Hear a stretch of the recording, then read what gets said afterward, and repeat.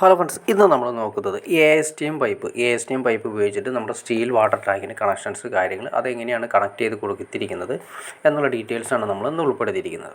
A S T M pipe എന്ന് വെച്ചിട്ടുണ്ടെങ്കിൽ നമ്മൾ സാധാരണ നോർമൽ പൈപ്പിന് നല്ല ഗേജ് കൂടിയതും അതുപോലെ തന്നെ നല്ല സ്ട്രോങ് ആയ പൈപ്പാണ് വരുന്നത്. നമുക്ക് ഉപയോഗിക്കണം നിർബന്ധമില്ല. ഹൈ പ്രഷർ ലൈനിലാണ് നമ്മൾ സാധാരണ യൂസ് ചെയ്യുന്നത്. പ്രഷറിലെ പമ്പ് കാര്യങ്ങളൊക്കെ കൊടുക്കുന്നുണ്ടെങ്കിൽ മസ്റ്റായിട്ട് നമ്മൾ ഉപയോഗിക്കുകയാണെങ്കിൽ അത്യാവശ്യം പൈസ പ്രശ്നമോ അല്ലെങ്കിൽ നമുക്കത് ധൈര്യമായിട്ട് ഉപയോഗിക്കാം. അപ്പോൾ നമ്മളിവിടെ കൊടുത്തിരിക്കുന്നത് സ്റ്റീലിൻ്റെ 1000 ലിറ്ററിൻ്റെ സ്റ്റീൽ ടാങ്കാണ് കൊടുത്തിരിക്കുന്നത്. അതിലേക്കാണ് മൊത്തം എ.എസ്.ടി.എം പൈപ്പുകളാണ് മൊത്തം യൂസ് ചെയ്തിരിക്കുന്നത്.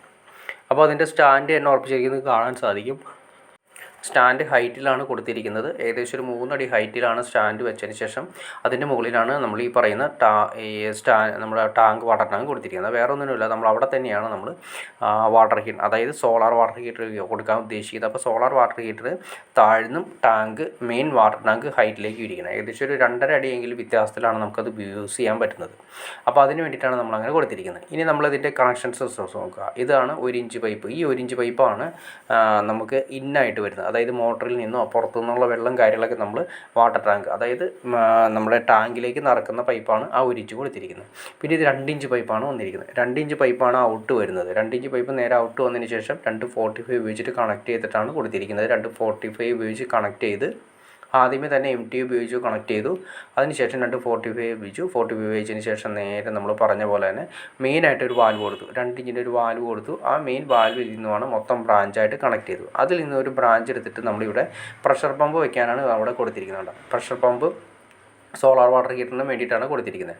അപ്പോൾ അതിലൂടെ തന്നെ പ്രഷർ പമ്പ് കൂടി എടുക്കാം. ഇനി സോളാർ വാട്ടർ ഹീറ്ററിലേക്ക് ഇപ്പോൾ നമ്മൾ ഓൾറെഡി പച്ചവെള്ളമാണ് കണക്ട് ചെയ്തിട്ടിരിക്കുന്നത്, തൽക്കാലത്തേക്ക് കണക്ട് ചെയ്തിരിക്കുന്നു. ഇനിയിപ്പോൾ നമ്മൾ സോളാർ വാട്ടർ ഹീറ്റർ വയ്ക്കുകയാണെങ്കിൽ ആ സൈഡ് കട്ട് ചെയ്തതിന് ശേഷം ഈ പറയുന്ന പച്ചവെള്ളത്തിൽ നിന്നും ഔട്ട് പോകുന്ന സോളാറുകളിലേക്ക് നമ്മൾ കണക്ട് ചെയ്യുന്നു.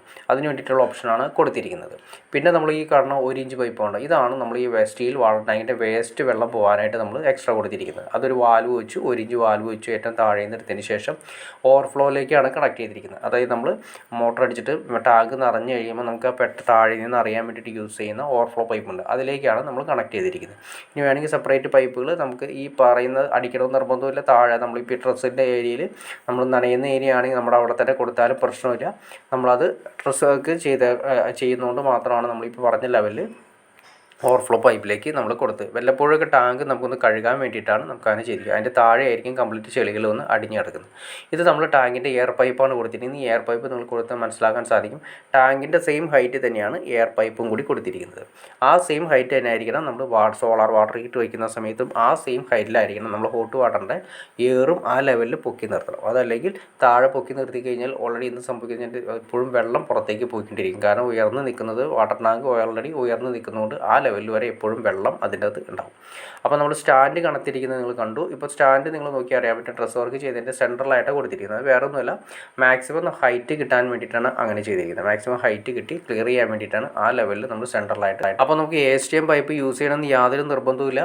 അത്യാവശ്യം പ്രഷർ ലൈനിലാണെങ്കിൽ കൂടി ഗേജുള്ള പൈപ്പ് യൂസ് ചെയ്താൽ 6 kg 4 kg 6 kg ഒക്കെ ഉപയോഗിച്ചിട്ടുണ്ടെങ്കിൽ പൈപ്പ് 2 ഇഞ്ച് പൈപ്പൊക്കെ ഉപയോഗിച്ച് നല്ല സ്ട്രോങ് ആയിട്ട് യൂസ് ചെയ്യാൻ സാധിക്കും.